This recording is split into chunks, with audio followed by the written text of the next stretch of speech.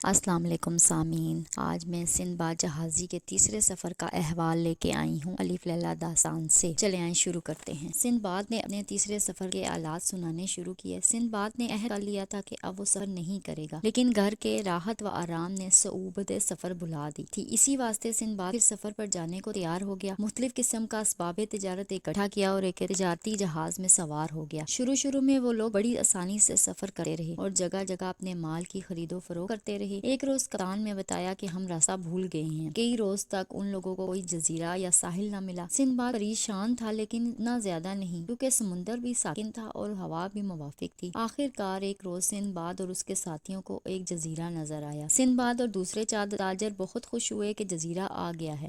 جب جزیرے کے قریب وہ لوگ لنگر ڈال چکے تو معلوم ہوا کہ یہ آدم خوروں کا جزیرہ ہے۔ جلد ہی ان لوگوں نے لنگر اٹھائے اور چاہا کہ بھاگ جائیں، لیکن آدم خور سندباد لوگوں کو دیکھ چکے تھے۔ وہ آدم خور اپنی کشتیوں کو لے کر سندباد کے جہاز پر حملہ آور ہوئے۔ ان کے جہاز کے رسے کاٹ ڈالے، بادبانوں کو پھاڑ دیا۔ آخر کار سندباد لوگ مغلوب ہو گئے اور وہ لوگ سندباد کے جہاز کو جزیرے کے قریب کنارے لے آئے۔ سندباد لوگوں کو گرفتار کر کے ایک غار میں بند کر دیا، جس میں لاتعداد انسانوں کی ہڈیاں پڑی تھیں اور بدبو کی وجہ سے وہاں ٹھہرنا مشکل تھا۔ تھوڑی دیر میں ایک بن مانس وضع کا آدم خور آیا، جو کہ بہت گرانڈیل قوی ہیکل دیونما انسان تھا۔ اس نے سندباد سمیت تمام لوگوں کو اٹھا کر دیکھا کہ تیار اور موٹا کون ہے۔ اس نے جہاز کے کپتان کو پسند کیا اور اپنے ساتھیوں کو اس کے کباب بنانے کو کہا۔ جب وہ کپتان کو لے کر چلا گیا تو سندباد لوگ اس مصیبت پر زاروں قطار رونے لگے کہ سب لوگ باری باری مر جائیں گے۔ صبح کو وہ جنگلی لوگ بہت سے جنگلی پھل سندباد لوگوں کے پاس ڈال گئے، لیکن جب موت سامنے نظر آئے تو پھل کون کھا سکتا؟ ان لوگوں نے زبردستی سب لوگوں کے منہ میں پھل ٹھونس دیے اور مجبور کیا کہ وہ لوگ پھل کھائیں۔ شام کو وہی سردار پھر آیا اور ایک اور آدمی چھانٹ کر لے گیا اور وہ آدم خور مل کر اس مجبور کو بھی کھا گئے۔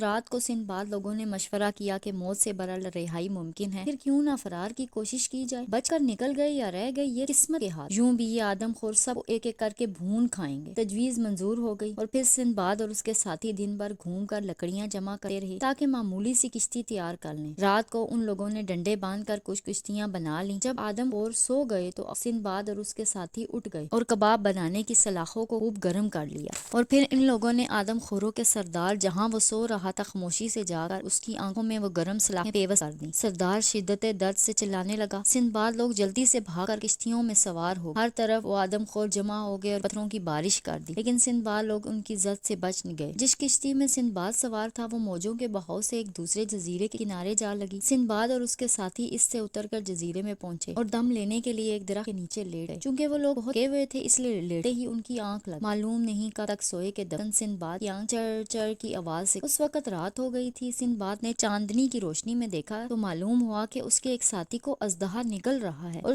چراہٹ کی ہڈیاں ٹوٹنے کی ہے۔ یہ سب دیکھ کر سندباد کا جسم شدت خوف سے سرد ہو گیا اور وہ سر سے پاؤں تک کانپ۔ سندباد نے آہستہ سے اپنے دوسرے ساتھی کو بیدار کیا اور وہ دونوں بھاگ کر ایک درخت پر چڑھ گئے، لیکن سندباد کا دوسرا ساتھی اژدہے کے ہاتھ آ گیا اور اژدہا اس کے ساتھی کو بھی کھا گیا۔ سندباد جان بچا کر کشتی تک بہت مشکل سے پہنچا اور اس میں پڑا رہا۔ رات دعائیں کرتے کرتے گزر گئی۔ صبح کو سندباد نے کشتی سمندر میں چھوڑ دی۔ سندباد کو قریب ہی ایک جہاز جاتا نظر آیا۔ سندباد نے اپنی چادر ہوا میں گھمائی۔ زندگی کے دن باقی تھے کہ اہل جہاز نے سندباد کو دیکھ لیا۔ وہ لوگ جہاز سندباد کی کشتی کے قریب لے آئے اور سندباد کو اس میں سوار کر لیا۔ اس جہاز کا کپتان وہی تھا جس کے ساتھ سندباد نے اپنا دوسرا سفر کیا۔ وہ سندباد کو بڑے اتفاق سے ملا، کل حال دریافت کیا اور بڑی محبت سے سلامتی جان کی مبارکباد اور کہنے لگا کہ خدا کا شکر ہے کہ تم مل گئے۔ تمہارا وہ مال ابھی تک میرے پاس امانتاً موجود ہے جو پچھلے سفر میں رہ گیا تھا۔ سندباد نے کپتان کا شکریہ ادا کیا کہ اس نے نہ صرف سندباد کی جان بچائی بلکہ اس کا مال بھی واپس۔ سندباد اپنا مال مختلف ملکوں میں فروخت کرتا ہوا سیلٹ پہنچا، وہاں سے اور مختلف چیزیں لیں اور پھر وطن واپس آ گیا۔ کو مصیبتیں تو بہت پڑیں، لیکن سندباد نے منافع بھی اتنا حاصل کیا کہ اگر زندگی بھر بھی بیٹھ کر کھاتا تو کافی تھا۔ چنانچہ اس مرتبہ سندباد نے ارادہ کر لیا کہ اب گھر سے باہر قدم نہیں رکھوں گا اور نہ ہی کوئی اور سمندری سفر کروں گا۔